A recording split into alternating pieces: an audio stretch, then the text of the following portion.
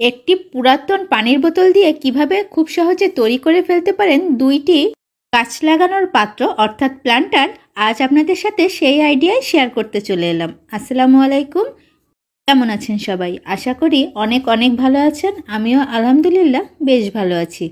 আমরা যারা গাছ লাগাতে ভালোবাসি তাদের সবসময় হাতের কাছে টুকটাক জিনিস দেখলেই মনে হয়, ইস, এতে যদি গাছ লাগাতে পারতাম। আর সত্যি বলতে কি, আমরা এমনই করি, যেটা পাই সেটাই গাছ লাগানোর চেষ্টা করি। সামান্য একটু প্রচেষ্টায় যদি সেই গাছ লাগানোর পাত্রগুলো সাধারণ থেকে হয়ে ওঠে বেশ আকর্ষণীয়, তাহলে মন্দ হয় না।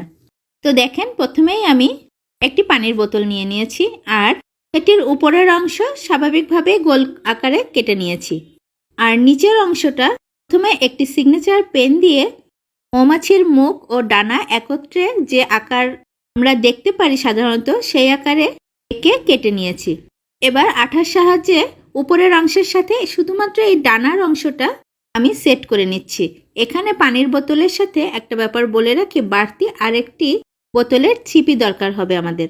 এই অংশটা তো আমি কালার করে কালারটা সেট হওয়ার জন্য রেখে দিলাম। ও হ্যাঁ, এখানে আমি অ্যাক্রিলিক কালার ব্যবহার করেছি। যেহেতু প্লাস্টিকের উপরে কালার করেছি, তাই কালারের সাথে সামান্য ট্যালকাম পাউডার ও ফেভিকলের এমআর আঠা মিশিয়ে নিয়েছি।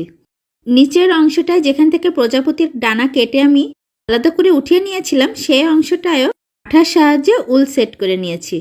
দেখেন, কালারটা শুকিয়ে সেট হয়ে যাওয়ার পরে আমি মৌমাছি আঁকার চেষ্টা করেছি।